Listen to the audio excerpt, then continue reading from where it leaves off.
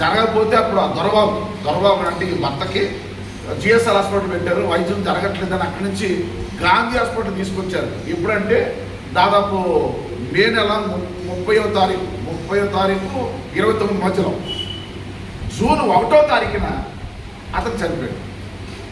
June 11వ తారీఖు 2020లో తల్లి చచ్చిపోతే జూన్ నెక్స్ట్ ఇయర్ మళ్ళీ 2021 జూను 1వ తారీఖున అంటే తల్లి సంవత్సరం రాకుండానే దొరబాబు చచ్చిపోయాడు. దొరబాబు ఎక్కడి నుంచి వెళ్ళి తీసుకెళ్లారు హాస్పిటల్కి? రఘుదేవపురం ఏ ఇంట్లో పెళ్లి చేశారో, ఏ ఇంట్లో అత్తమామగా నివాసం చేశారో, ఏ ఇంట్లో అత్త చచ్చిపోయిందో అదే ఇంట్లో సిక్ అయ్యాడని అక్కడి నుంచి జిఎస్ఆర్ హాస్పిటల్ తీసుకెళ్ళడం, జిఎస్ఆర్ హాస్పిటల్ నుంచి గాంధీ హాస్పిటల్ తీసుకెళ్ళడం. గాంధీ హాస్పిటల్ వాళ్ళు ఎవరు పట్టించుకోకపోతే దాదాపు 3 లక్షలు బిల్లులు కూడా ఉన్నాయి, మందులు బిల్లులు, అవి కూడా ఆధారాలు ఉన్నాయి. బిల్లులు కట్టి ఆ శవాన్ని అక్కడి నుంచి వాళ్ళు ఎవరో రాకపోతే వెహికల్లో పెట్టుకొని తీసుకొచ్చినటువంటి వీడియోలు కూడా మన దగ్గర ఆధారాలు ఉన్నాయి. ఒంటరిగా వాళ్ళు ఎవరూ లేరు, వెనకాల బామర్ది, ఈ అమ్మాయి తమ్ముడు, అలాగే ఈ పిల్లలు ఇక్కడ కూర్చున్నటువంటి పిల్లలు, ఇప్పుడు ఇట్లా సార్ ఇక్కడ కూర్చున్న పిల్లలు, ఇంకా కొంతమంది స్నేహితులు, ఇతర స్నేహితులే వ్యాన్ మీద కోవిడ్ పేషెంట్ అని వదిలేసిన టైంలో రఘుదేవపురం తీసుకొస్తే రఘుదేవపురంలో గ్రామ పెద్దలు అక్కడ ఉన్నటువంటి వాళ్ళు అక్కడికి వచ్చి సమాధి కార్యక్రమంలో ఆ ఇంట్లో కూడా పాల్గొన్నారు. అక్కడ వరకు ఏమి ఇబ్బంది లేదు. 2021వ సంవత్సరంలో జూన్ 1న చనిపోతే ఏ ఇంట్లో పెళ్లి చేశారో ఆ ఇంట్లో జూలై నెల 14వ తారీఖున 2021న ఎవరికి చెప్పకుండా, ఎందుకు ఏం జరిగిందని అంటే జ్ఞాపకం త్రిపుణ్యం పెడతారు, భర్త చచ్చిపోయిందంటే ఆ రోజు ఈ అమ్మాయి పరిస్థితి ఏంటి అని అడిగాం. ఆ ఒక్క మాటకి వాళ్ళు ఆలోచన చేసుకొని ఎవరికి చెప్పకుండా ఆ చనిపోయినటువంటి ఆ జూను 1న చనిపోయాడు ఆయన, జూలై 14వ తారీఖున ఇల్లు రిజిస్ట్రేషన్ చేసుకున్నారు. జూలై 14వ తారీఖు రిజిస్ట్రేషన్ చేసుకున్నారు. ఒక నెలలో లీగల్ హెయిర్ ఆమె భర్త చనిపోయినట్టు అంటే ఫ్యామిలీ సర్టిఫికెట్ ఉండడం సార్, ఫ్యామిలీ సర్టిఫికెట్లో అబ్బుల్ గారు యొక్క కొడుకు దొరబాబు, అలాగే చంద్రలేల, అలాగే శాంతి స్వాతి, వీళ్ళు ఫ్యామిలీ సర్టిఫికెట్. ఇదేమో అబ్బుల్ గారు, ఇదేమో దొరబాబుది.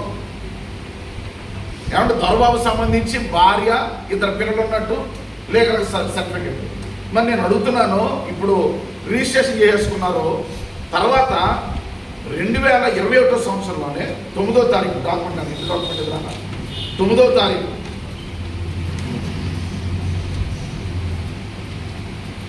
డేట్ ఉండగా ఇతను కూడా చచ్చిపోయాడండి. చచ్చిపోయిన నెలకే వాళ్ళు ఇల్లు రాయించేసుకున్నారండి. ఇక 87 సెంట్ల భూమి ఉంది. చచ్చిపోయిన తర్వాత వాళ్ళ నాన్న ఉన్నాడు కదా, తండ్రిని అక్కడే పెట్టుకున్నారు. ఆ తండ్రి ద్వారా మరి ఎలా చేయించారు? తండ్రి రాశాడు, ఇందులో తండ్రే చేశాడు. నేను ఇప్పుడు నాకు 43 రోజులు గ్యాప్లో ఇల్లు రాయించేసుకున్నాను. పోనీ పెద్దల సమస్యలు పెట్టో, లేకపోతే కోడలు చెప్పో, లేకపోతే ఆ పిల్ల భవిష్యత్తు ఏంటో చూడాల్సిన బాధ్యత ఉందా లేదా? ఏగలగా కోడలు అయినప్పుడు ఇంటి పేరు 7 పెళ్లి చేసుకొని పెద్దల సమక్షంలో వివాహం జరిగిన తర్వాత 2 పిల్లల కన్నా తర్వాత ఆ 2 పిల్లలు తన సంసారం చేసిన తర్వాత ఆమె చెప్పకుండా కనీసం ఇంటిమేషన్ లేకుండా నెల రోజుల్లో ఇంటిని వాళ్ళు రిజిస్ట్రేషన్ చేసుకున్నారంటే ప్రణాళికబద్ధంగా చేసిందా కాదా? రెండవది 6 నెలలు గడకుండా, అంటే అది ఆ డాక్యుమెంట్ తెలియదు, పొలం డాక్యుమెంట్, ఒక్కడే కొడుకు అంటే 2 కూతుళ్ళు. ఆమె ఎవరో అంటే రఘుదేవపురంలో గ్రామ సర్పంచ్గా చేసింది, చేస్తుంది ప్రజెంట్. ఈమె పేరు చంద్రలేల. ఈమె చేర్చుకుంది. ఈమె చెల్లెలు ఇల్లు చేయించేసుకున్నారు. గ్రామ సర్పంచ్గా ఉంది, ప్రథమ పౌరురాలు. ఏమండి, ఒక్కడే కొడుకు. పాయింట్ కూడా ఉంది మీకు. పొలం 9 పొలం ఇది, పొలం డాక్యుమెంట్ అండి 9/12/2021 9వ నెలలో ఈ మధ్యలో మేము అడిగాం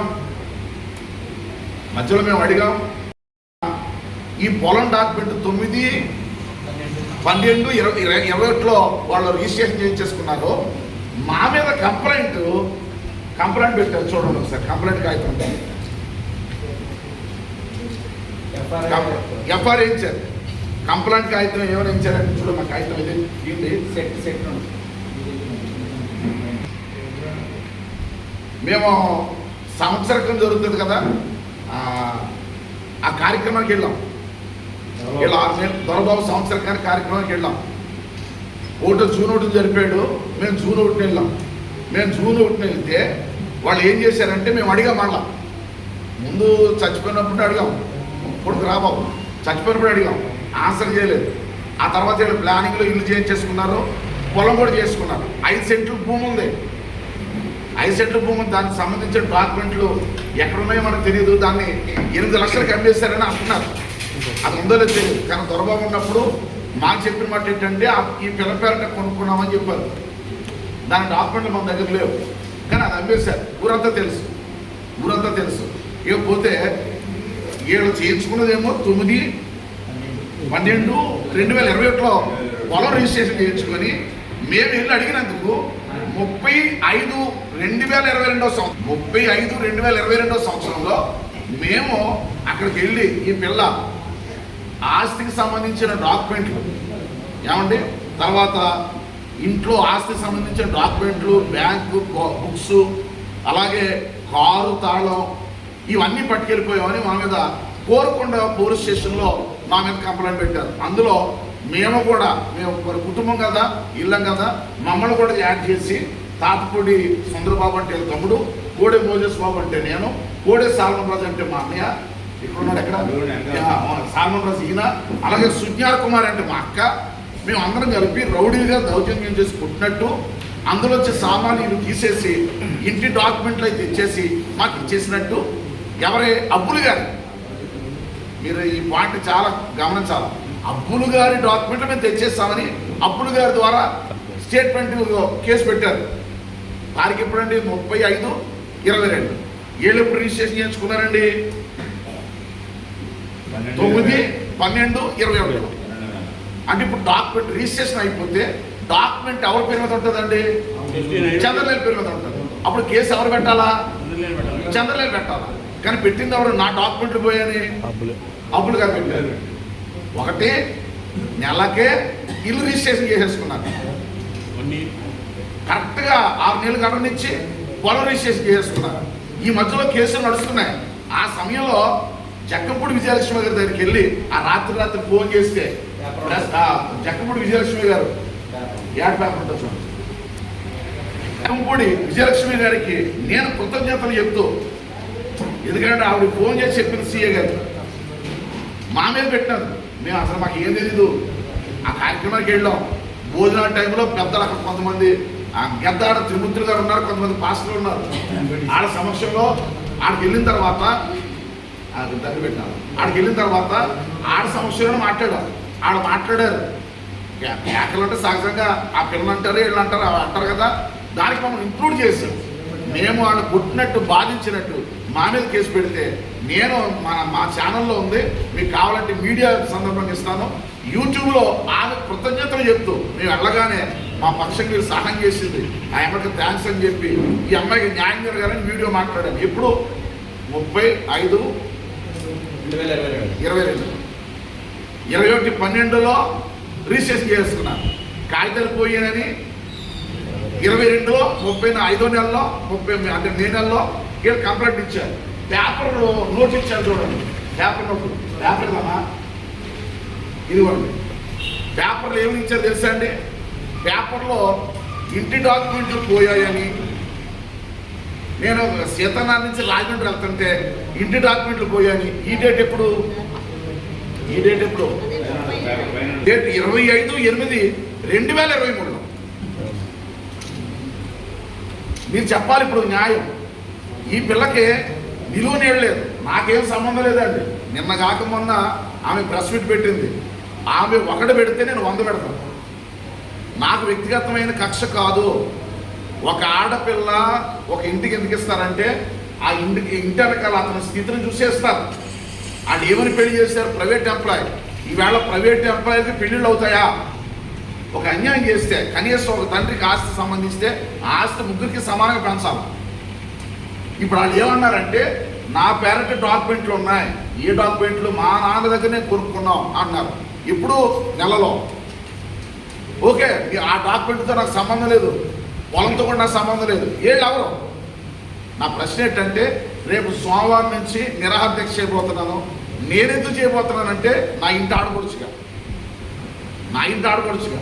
నా వ్యక్తిగతంగా నాకు ఏ రాజకీయ పార్టీతో గొడవ లేదండి. జక్కంపూడి విజయలక్ష్మి గారు నోటీస్కి నేను దాదాపు 10 సార్లు వెళ్ళాను. ఆమె న్యాయం తీర్చడానికి ప్రయత్నం చేశారు, కానీ అవ్వలేదు. రాజా గారి దగ్గరికి వెళ్ళాం, ఆయనకు కూడా తెలుసు. జక్కంపూడి రాజా గారు ఎమ్మెల్యే గారు, అప్పుడు వారు కూడా న్యాయం చేస్తున్నారు, కానీ జరగలేదు. తర్వాత జక్కంపూడి గణేష్ గారి దగ్గరికి వెళ్ళాం, ఆయన కూడా న్యాయం చేస్తా అన్నారు, జరగలేదు. ఆ తర్వాత ప్రస్తుతం ఉన్నటువంటి ఎమ్మెల్యే గారి దగ్గరికి, బలరామకృష్ణ గారి దగ్గరికి కూడా మనం వెళ్ళలేదు. ఏళ్ళు వెళ్ళారు, నేను పర్సనల్గా వెళ్ళలేదు, కానీ వెనకాల ఉన్నటువంటి వాళ్ళు వెళ్ళారు. ఆయన కూడా న్యాయం చేస్తారని చెప్పారు. 4-5 సార్లు సిట్టింగ్లు పెట్టారు. ఏం చెప్పినా ఆమె వాడే పదం ఏంటంటే కోర్టులో తేల్చుకుంటాను. అంటే ఇప్పుడు కోర్టులో తేల్చుకుంటుంది, ఓకే డాక్యుమెంట్లు ఉన్నాయి, ఆ నాన్ చేసేసాడు. మరి 7 ఎక్కడుంటారు ఇంతవరకు? ఆమె కోర్టులో ఈవేళ దేవతో 10 సంవత్సరాలు అవుతుంది. ఈ 10 సంవత్సరాల్లో ఒక ఇంటిలో ఆడపిల్లగా ప్రవేశించి, కోడలకు ప్రవేశించి, పిల్లల్ని కానీ దాదాపు 20 సంవత్సరాలు కాపురం చేసిన ఈ భార్య పిల్లలు ఎక్కడుంటారో? నడి రోడ్డు మీద ఎందుకు ఉండాలా? తాడు పొమ్మరు లేనోడని పెళ్లి చేయలేదుగా. కాబట్టి నేను మీడియా ప్రతినిధులుగా, ఎలక్ట్రానిక్ మీడియా ప్రతినిధులుగా దయచేసి ఇది పర్సనల్గా తీసుకోండి. నేను కోపంగా, నాకు ఏ పార్టీ మీద లేదు, ఏ వ్యక్తుల గురించి నేను మాట్లాడడం లేదు. కుటుంబం కోసం మాట్లాడుతున్నాను, కేవలం కుటుంబం కోసం. దయచేసి మీరు పర్సనల్గా తీసుకొని కోరుతున్నాను. మీరు ఏమైనా అడగాలంటే కూడా అడగవచ్చు. అందరికీ వందనండి. నా పేరు ప్రియదర్శిని అండి. మేము వైజాగ్లో ఉండేవాళ్ళమండి. మా ఆయన గారు 7 తరవా గారు, మామయ్య గారేమో అప్పులు 7 తప్పులు గారు, గంగారత్న నాకు 2 ఆడబడుచులండి. మా ఆయన పెద్ద ఆయన కోర్టులో చనిపోయారండి 21లోని. అత్తయ్య గారు 20లో చనిపోయారండి. 21లో మా హస్బెండ్ చనిపోయారు. 23లో మా ఆయన చనిపోయారండి. అక్కడి నుంచి నేను ఇక్కడ రఘుదపురం వస్తానండి. అక్కడి నుంచి వైజాగ్ నుంచి వస్తే ఇక్కడే ఉంటున్నానండి. నేను అద్దెలు కట్టుకోలేక ఏం కట్టుకోలేక అన్నీ ఇంకా అమ్మవాళ్ళు వృద్ధాప్యం ఉన్నారండి. ఇంతవరకు 5 సంవత్సరాలు మా తమ్ముడే చూసుకున్నారండి. ఈ 5 సంవత్సరాలు నేను పోరాడుతూనే ఉన్నానండి. నేను మా ఆడపడి దగ్గరికి వెళ్ళి ఇవన్నీ మాట్లాడుతూ అన్నీ చేస్తూనే ఉన్నానండి. పోలీస్ స్టేషన్లో కంప్లైంట్ ఇచ్చానండి. అక్కడ పెద్దల సమస్యలో నాకు 70 సెంట్లు రాస్తున్నారండి. 50,000 ఇచ్చి 70 సెంట్లు రాస్తున్నారండి.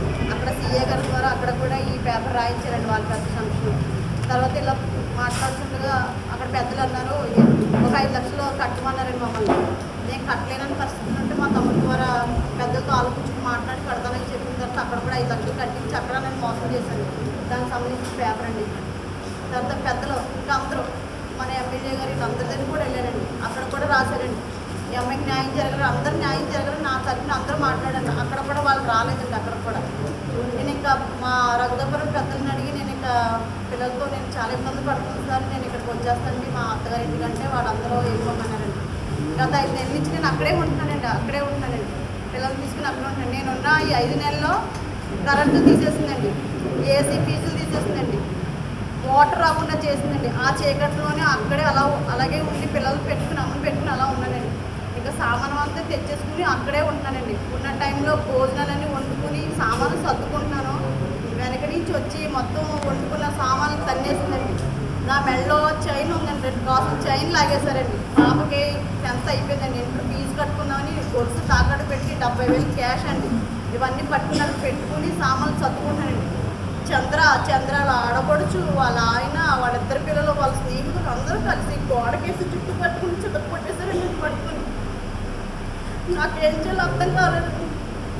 నాకు మా అమ్మ నాకు చచ్చిపోతుంది బాబా అన్నందుకు మా అమ్మని ఇక్కడ తాగేస్తారండి. ఇంకా రత్నం వచ్చి నాకు